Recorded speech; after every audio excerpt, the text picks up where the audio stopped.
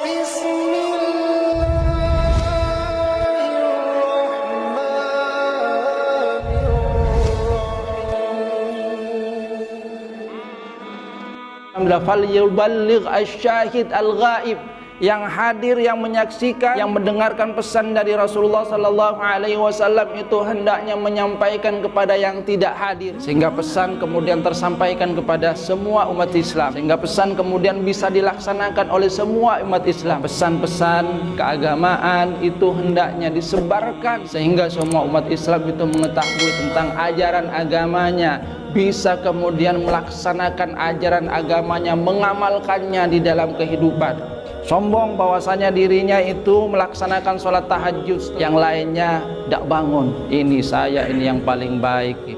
Padahal sifat yang seperti ini adalah sifat yang diwariskan oleh iblis. Iblis ketika ditanya oleh Allah Subhanahu wa ta'ala kenapa tidak sujud kepada Nabi Adam, iblis kemudian menyatakan, ana khairum minhu, khalaqtani min nar wa khalaqtahu min tin. Saya ini lebih baik daripada Adam, ya Allah. Engkau ciptakan aku dari api, sedangkan engkau ciptakan Adam itu dari tanah. Api itu lebih baik daripada tanah.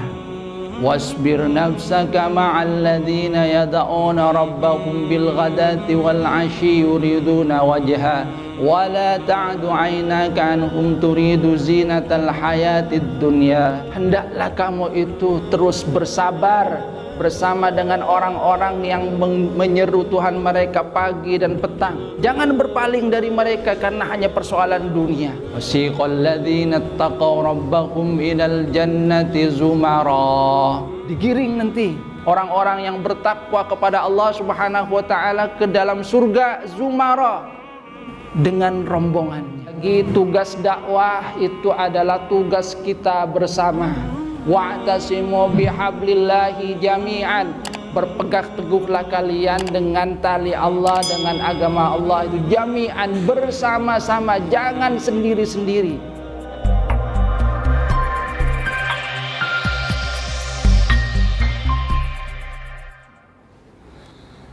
Assalamualaikum warahmatullahi wabarakatuh. Alhamdulillah, alhamdulillahilladzi an'amana bi ni'matil imani wal islam wa faddalana ala katsirin mimman khalaqa tafdila. Alhamdulillahilladzi hadana li hada wa ma kunna linahtadiya laula an hadana Allah. Asyhadu an la ilaha illallah wahdahu la syarika lah wa asyhadu anna Muhammadan abduhu wa rasuluhu la nabiyya ba'dah.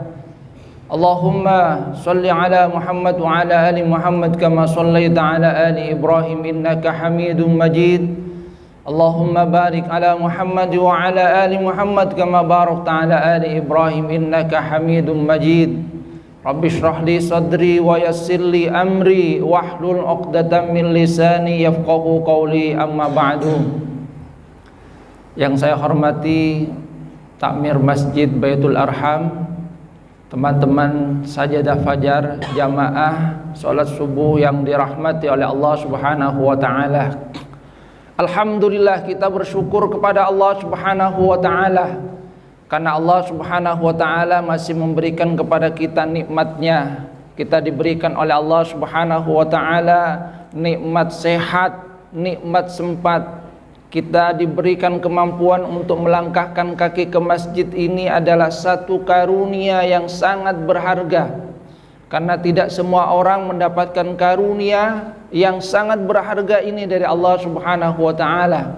Ada di antara saudara kita yang mungkin masih terlelap di dalam tidurnya. Kita doakan mudah-mudahan mereka itu mendapatkan karunia dari Allah Subhanahu wa ta'ala sehingga hatinya juga tergerak dalam rangka memakmurkan masjid. Karunia yang sangat berharga. Bahkan kalau kemudian kita ingat apa yang dikatakan oleh Rasulullah sallallahu alaihi wasallam, raq'atul fajri khairum minad dunya wa ma fiha. 2 rakaat sebelum subuh itu lebih baik daripada dunia dan isinya. Artinya jamaah yang dirahmati oleh Allah Subhanahu wa ta'ala, manakala tadi kita berkenan atau diberikan oleh Allah Subhanahu wa ta'ala kesempatan untuk melaksanakan 2 rakaat salat fajar sebelum subuh, maka sesungguhnya kita akan menjadi orang yang paling kaya di muka bumi ini. Kenapa? Karena kita diberikan oleh Allah Subhanahu wa taala karunia khairum minad dunya wa ma fiha, lebih baik daripada dunia dan isinya. Dunia dan isinya masih kalah.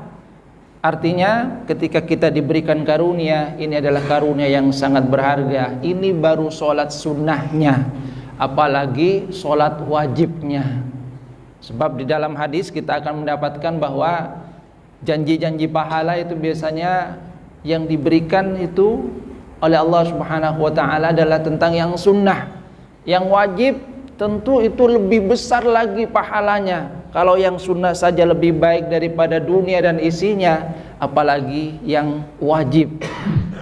Hadirin jamaah rahimakumullah, kita semua sesungguhnya mempunyai kewajiban dalam rangka mensyiarkan Islam, dalam rangka menyebarkan dakwah Islam, sebagaimana yang diisyaratkan oleh Allah Subhanahu wa taala di dalam Al-Qur'an. A'udzubillahi minasyaitonir rajim.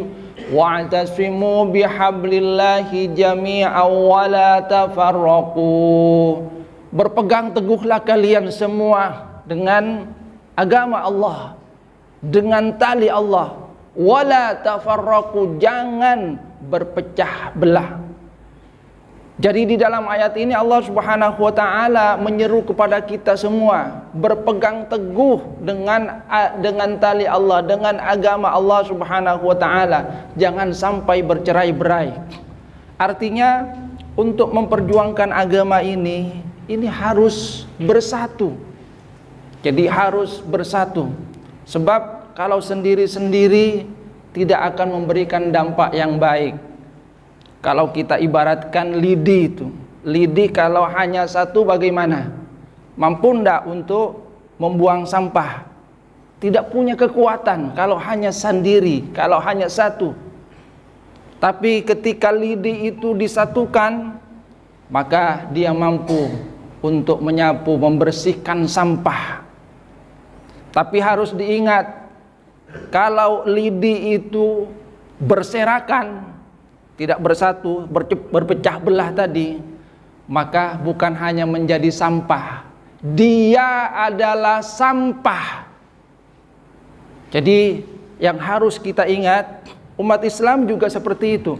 Jadi kalau hanya sendiri, dia tidak akan mampu untuk memberikan sumbangsi yang besar. Tapi ketika bersatu, maka dia akan mampu untuk menghilangkan kotoran-kotoran, membersihkan sampah. Namun ketika lidi ini terpecah, berserakan di sana sini, sesungguhnya lidi-lidi itu adalah sampah juga yang mungkin akan dibuang oleh orang lain. Umat Islam juga seperti itu. Manakala umat Islam itu hanya sendiri-sendiri, maka dia tidak punya kekuatan untuk memberikan sumbangsi yang besar terhadap negara ini, terhadap syiar Islam. Akan tapi manakala dia bersatu, maka sesungguhnya sumbangsinya itu amat sangat besar. Ada banyak hal yang kemudian bisa kita berikan bersama. Makanya di antara tujuan dari sajadah fajar itu dalam rangka silaturahim, mempererat hati, menyambung tali silaturahim, kasih sayang antara satu masjid ke masjid yang lainnya. Kenapa? Karena sesungguhnya kita punya tugas yang sama. Tugasnya adalah li'ila'i kalimatillah, menegakkan agama Allah Subhanahu wa taala, menyebarkan dakwah. Ini adalah tugas kita bersama. Jadi kita keliling dari masjid ke masjid untuk apa? Mengajak. Paling tidak mari kita ini gelorakan semangat untuk memakmurkan masjid. Sebab masjid itu adalah bisa dikatakan pusat dari aktivitas umat Islam. Kalau pada masa Rasulullah SAW, masjid itu menjadi pusat dari aktivitas umat Islam. Rasulullah SAW di masjid membina para sahabat. Rasulullah SAW di masjid itu merencanakan tentang persoalan-persoalan kenegaraan. Di masjid juga sahabat banyak bertanya kepada Rasulullah sallallahu alaihi wasallam tentang persoalan-persoalan yang mereka hadapi di dalam kehidupan. Jadi diharapkan kemudian menjadi apa yang diisyaratkan oleh Rasulullah sallallahu alaihi wasallam, yaitu rajulun qalbuhu mu'allaqun bil masajid, seseorang yang hatinya senantiasa terpaut ke dalam masjid. Terpaut ke masjid artinya juga terpaut dengan nilai-nilai yang ada di dalam masjid. Coba apa yang ada di dalam masjid? Kita lihat di dalam masjid, kemudian semuanya itu sama di hadapan Allah Subhanahu wa taala. Manakala imam mengucapkan takbir Allahu Akbar, yang lain itu kemudian juga takbir, satu komando. Manakala imam ruku, semuanya kemudian ruku. Tidak ada kemudian imamnya ruku, yang satu kemudian langsung sujud. Tidak boleh, kata Rasulullah SAW. Ini termasuk orang yang nantinya akan dibangkitkan oleh Allah Subhanahu wa taala dengan kepala berbeda. Kenapa? Karena menyelisihi persatuan. Jadi sesungguhnya di dalam masjid ada nilai-nilai yang kemudian diharapkan diterapkan oleh kita. Persaudaraan, walaupun mungkin tidak saling kenal, akan tapi kemudian di masjid berjejer, satu dengan yang lainnya kemudian bersaudara. Bahkan di akhir dari sholat kemudian kita katakan Assalamualaikum warahmatullah, Assalamualaikum warahmatullah, yang isyaratnya kita mengucapkan kepada orang yang ada di dekat kita, wahai saudaraku, kalau kamu bersama dengan saya kamu aman. Wahai saudaraku, kalau kamu bersama dengan saya kamu aman. Assalamualaikum, keselamatan buat kamu. Kalau ada saya dekat kamu, kamu aman. Jadi memberikan rasa aman kepada saudara, bukan malah kemudian saling bermusuhan. Inilah yang sesungguhnya diharapkan agar kita kembangkan. Kita diharapkan menjadi tadi lidi-lidi yang bersatu, bukan kemudian hanya satu lidi, apalagi kemudian mohon maaf menjadi lidi yang berserakan. Karena seperti yang dikatakan tadi, kalau menjadi lidi yang berserakan, maka kita itu adalah sampah yang mungkin nanti akan dibersihkan oleh yang lainnya. Ketika umat Islam terpecah, maka umat Islam itu akan disapu oleh orang lain. Dan inilah yang pernah diisyaratkan oleh Rasulullah SAW dulu. Rasulullah SAW memperingatkan pada saat keadaan satu waktu umat Islam itu akan dikerumuni oleh musuh-musuh Islam, seperti halnya orang yang mengerumuni makanan, berebut.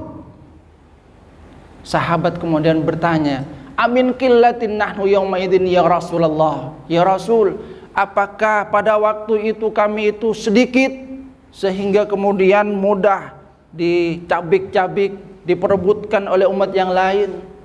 Kata Rasulullah sallallahu alaihi wasallam, tidak. Kalian itu banyak, bal antum katsir. Akan tapi kalian itu kaghusa'is sail.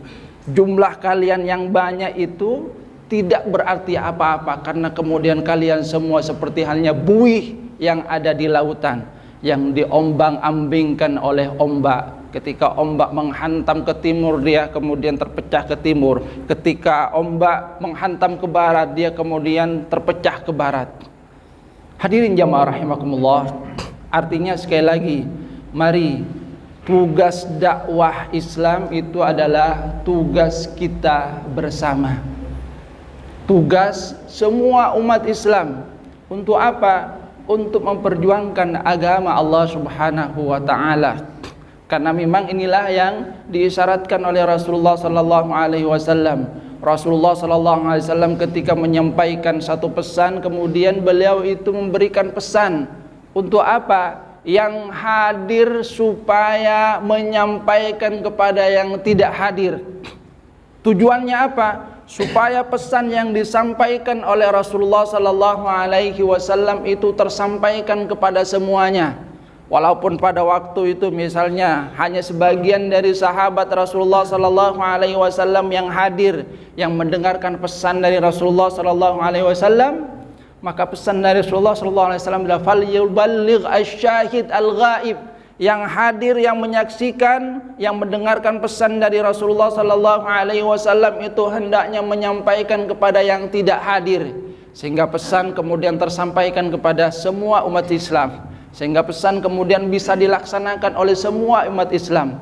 Isyaratnya adalah bahwa pesan-pesan keagamaan itu hendaknya disebarkan sehingga semua umat Islam itu mengetahui tentang ajaran agamanya, bisa kemudian melaksanakan ajaran agamanya, mengamalkannya di dalam kehidupan. Jangan kemudian hanya diamalkan sendiri, diambil sendiri, kemudian tidak peduli kepada saudara kita. Jadi itulah jamaah rahimakumullah. Kemudian apa persoalannya?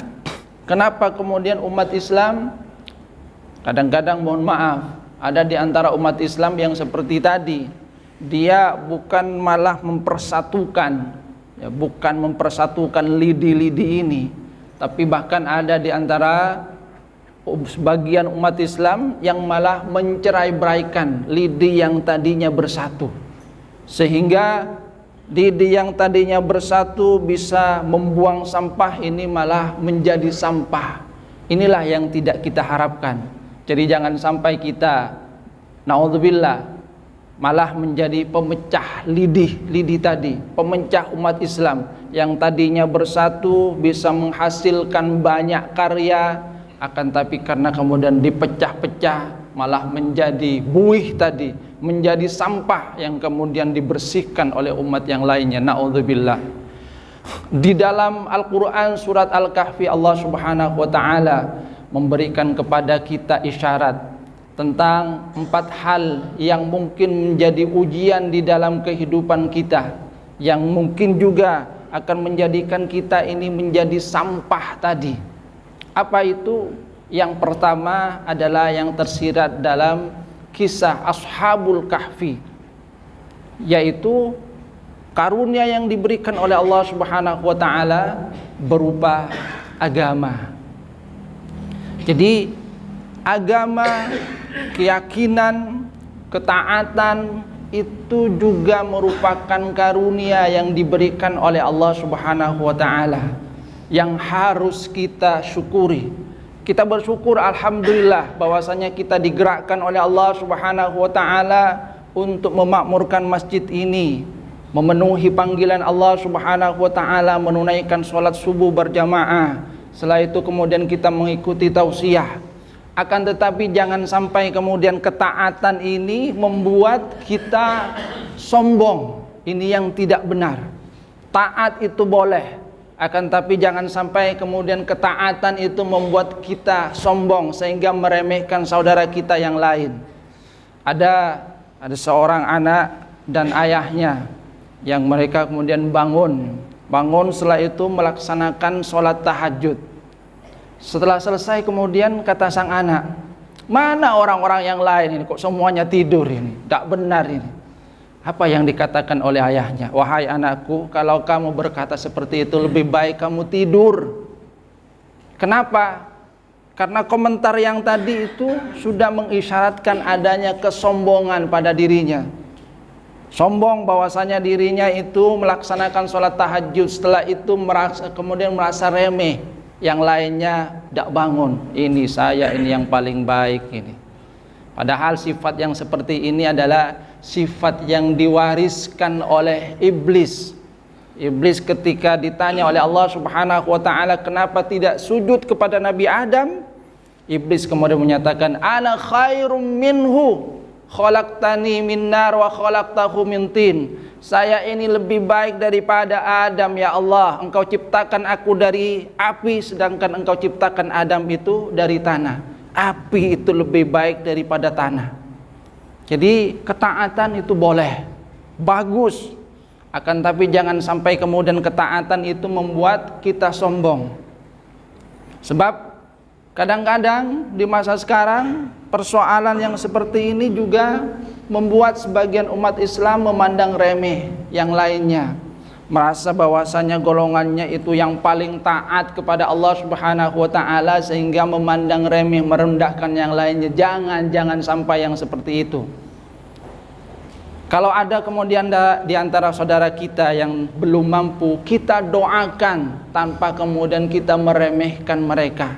Jangan sampai kemudian kita merasa kitalah yang paling baik, yang kemudian menjadi orang yang nantinya akan dicintai oleh Allah Subhanahu wa taala.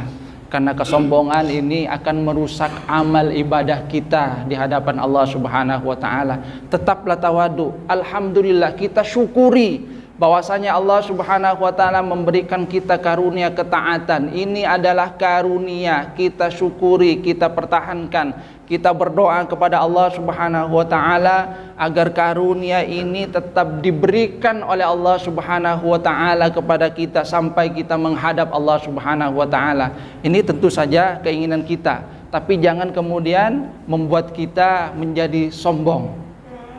Bagaimana kemudian menjaga ketaatan?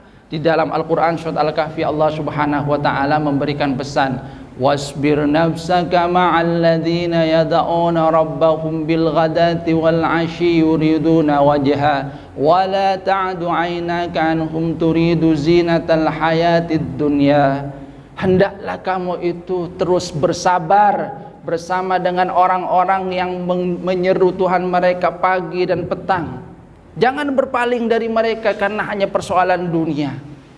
Jadi kata Allah Subhanahu wa taala, untuk menjaga keimanan hendaklah terus bersama dengan orang-orang yang baik, dengan lingkungan yang baik. Karena diharapkan dengan orang-orang yang baik di sekitar kita, dengan lingkungan yang baik, maka karunia ketaatan yang diberikan oleh Allah Subhanahu wa taala kepada kita itu akan terus bersama dengan kita, terus diberikan oleh Allah Subhanahu wa taala.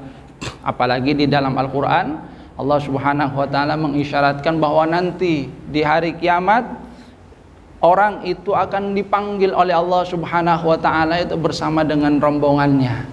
Kalau rombongannya orang baik, insyaallah akan ikut bersama rombongan baik.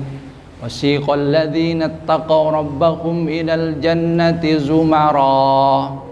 Digiring nanti orang-orang yang bertakwa kepada Allah Subhanahu wa taala ke dalam surga zumara dengan rombongannya. Jadi artinya kita hendaknya memperjuangkan agama Islam sekali lagi bersama-sama, bersama dengan saudara kita di dalam jamaah. Jangan sendirian, hendaknya bersatu. Dan jangan sampai kemudian memecah persatuan tadi. Karena seperti yang saya katakan tadi, kalau lidi hanya sendiri dia tidak punya daya upaya. Tapi kalau berkumpul dia bisa memberikan banyak sumbangsi. Tapi kalau lidi-lidi ini kemudian berserakan, dia malah yang menjadi sampah yang akan dihabisi, disapu oleh orang lain. Ini yang pertama yang disyaratkan oleh Allah Subhanahu wa taala sebagai sebuah karunia, tapi jangan sampai membuat kita menjadi sombong. Sebab kadang-kadang di dalam kenyataan ada kesombongan yang seperti itu menghiasi sebagian dari kita. Wah, merasa saya ini dan kelompok saya ini paling baik, kemudian meremehkan yang lainnya. Padahal belum tentu. Kalau kita ingat apa yang pernah terjadi pada masa Rasulullah sallallahu alaihi wasallam tentang sahabat yang dikatakan oleh Rasulullah sallallahu alaihi wasallam sebagai rajulun min ahlil jannah. Kata Rasulullah sallallahu alaihi wasallam, "Yatlu alaikumul an rajulun min ahlil jannah." Sebentar lagi akan ada seorang lelaki penghuni surga. Sahabat kemudian tolah-toleh, siapa yang dimaksudkan oleh Rasulullah? Disangka sahabat senior seperti halnya Abu Bakar, Umar bin Khattab. Tapi setelah datang ternyata sahabat tidak ada yang kenal. Berarti orang biasa. Datang mengambil wudhu, setelah itu sholat sunnah. Besoknya kemudian Rasulullah SAW menyatakan hal yang sama. Yatlu alaikumul an rajulun min ahlil jannah. Sebentar lagi akan datang seorang lelaki penghuni surga. Sampai 3 kali Rasulullah SAW menyatakan demikian. sahabat Rasulullah sallallahu alaihi wasallam, Abdullah bin Amr kemudian penasaran, seperti apa sih amalan dari orang ini sehingga Rasulullah sallallahu alaihi wasallam menyatakan bahwasanya dia adalah rajulun min ahlil jannah, lelaki penghuni surga. Dia kemudian katakan, wahai saudaraku, saya ini bertengkar dengan ayah saya, boleh enggak saya nginep di rumah kamu? Oh silakan, boleh. Karena memang hakud diafa itu tiga hari. Itu di masa ketika kepercayaan tinggi ya. Kalau sekarang mungkin kita berpikir juga itu. Tiba-tiba ada orang datang, kau lah atau karmu sopak, kau lah nginep ya jempok nampian. Kira-kira diterima? Arya siapa? Alapor ke RT gelu. Takutnya diterima, malam-malam habis rumah kita itu. Tapi di waktu itu memang kepercayaan sangat tinggi, diterima. Dilihat oleh Abdullah bin Amr, seperti apa sih amalan orang ini? Sampai 3 hari 3 malam menginap, diperhatikan tidak ada yang istimewa. Kata dia diperhatikan, sholatnya biasa saja itu. Bahkan saya perhatikan tidak sholat malam. Sehingga kata Abdullah bin Amr, timbul dalam hati saya meremehkan amalan dari orang ini. Setelah 3 hari, karena sudah selesai hakud diafah 3 hari ya, kalau bertamu 3 hari mun pas sabulan berniat tamu ngekos kan ya. Di 3 hari hakud diafah, hak untuk bertamu. Setelah itu sebelum pamit, Abdullah bin Amr kemudian bertanya, wahai saudaraku, sesungguhnya saya tidak pernah bertengkar dengan ayah saya. Saya ini menginap di sini ini karena penasaran. Rasulullah sallallahu alaihi wasallam menyatakan bahwasanya Anda ini lelaki penghuni surga sampai 3 kali. Maka saya ingin tahu amalan Anda. Tapi saya perhatikan, tidak ada yang istimewa, biasa-biasa saja itu. Kata orang tersebut, ya memang saya tidak ada yang istimewa. Kata Abdullah bin Amr, tidak mungkin Rasulullah sallallahu alaihi wasallam itu menyatakan bahwasanya Anda ini seorang lelaki penghuni surga kalau Anda ada yang istimewa. Ternyata kemudian sebelum meninggalkan rumahnya, lelaki tersebut mengaku, wahai saudaraku, kalau kamu lihat dari saya memang seperti itu. Amalan saya biasa. Saya mungkin terlihat tidak sholat malam, tapi ada sesuatu yang tidak terlihat. Apa itu? Illa, kecuali saya ini la ajidu illa anni la ajidu fi nafsi ghishan ala ahadin minal mu'minin.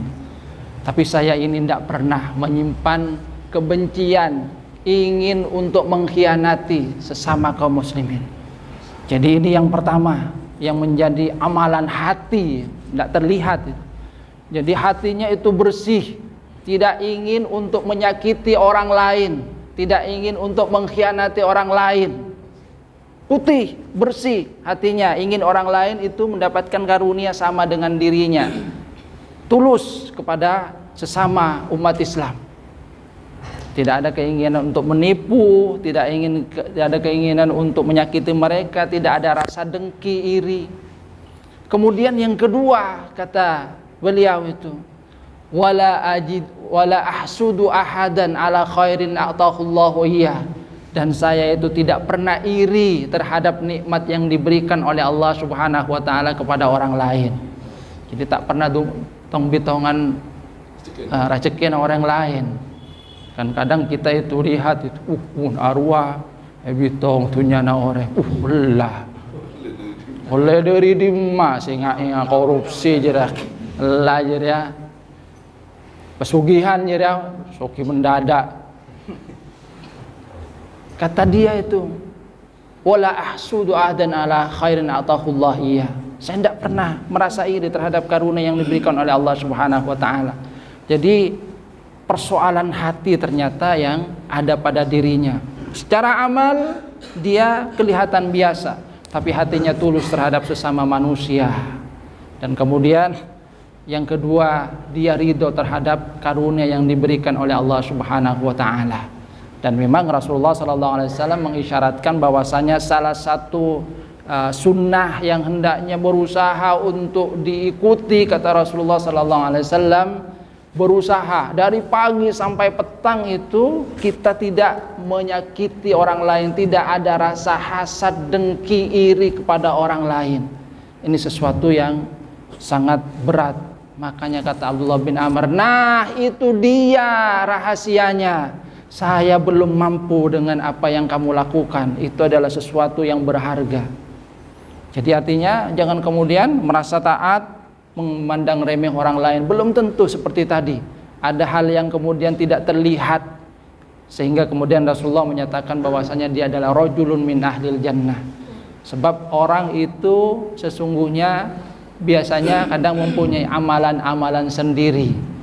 Jadi ada yang biasa berpuasa, amalnya berpuasa di sisi Allah Subhanahu wa taala. Ada amal yang sifatnya hati tadi. Ada amal-amal yang mungkin tidak terlihat. Jadi jangan sampai kita merasa kemudian kita orang yang paling taat di sisi Allah Subhanahu wa taala dan memandang rendah orang lain. Alhamdulillah, kita syukuri ketaatan yang diberikan oleh Allah Subhanahu wa taala tanpa memandang rendah saudara kita. Ini yang pertama, karunia yang merupakan ujian, karunia berupa agama, karunia berupa ketaatan. Mari kita jaga dengan terus bersama dengan orang-orang baik agar kemudian hati kita terus berada di dalam kebaikan. Karunia yang kedua yang bisa menjadi ujian dan juga menjadi seorang sombong itu adalah karunia kekayaan yang diberikan oleh Allah Subhanahu wa taala. Dan ini juga ada di dalam surat Al-Kahfi. Di dalam kisah yang kedua Allah Subhanahu wa taala memberikan cerita tentang seorang yang disebut dengan sahibul jannataini. Wadrib lakum mathalar rajulaini ja'alna li'adihima jannataini min a'nabin wa nakhrin wa ja'alna bainahuma zar'a.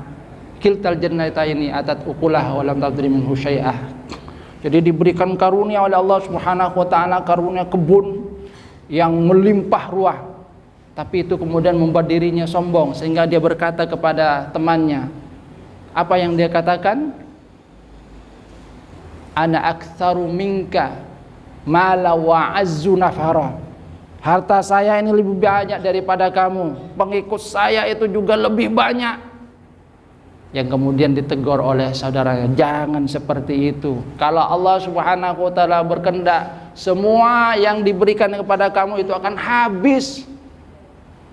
Dan ternyata memang kemudian semuanya habis. Baru dia merasa, baru kemudian dia merasa bahwasanya itu adalah karunia dari Allah Subhanahu wa taala. Jadi kadang hal yang kedua membuat umat Islam terpecah itu karena adanya kesombongan berupa harta tadi. Memandang rendah saudaranya yang lain, padahal sekali lagi karunia harta itu juga adalah karunia yang harus disyukuri oleh kita, yang kemudian kita salurkan terhadap sesama manusia. Harta yang baik itu manakala ada di tangan orang yang baik, yang bermanfaat, bukan kemudian dijadikan sebagai bahan untuk berbangga diri, apalagi kemudian kikir. Sebab Rasulullah SAW juga mengisyaratkan, la yajtami'u imanun wa syukhun fi jawfi 'abdin. Tidak akan berkumpul iman dan kikir di dalam hati seseorang. Jadi kalau orang beriman itu tidak akan kikir. Kalau orang itu kikir berarti kemudian keimanannya itu semakin menipis. Ini yang diisyaratkan oleh Rasulullah SAW. Jadi karunia berupa harta.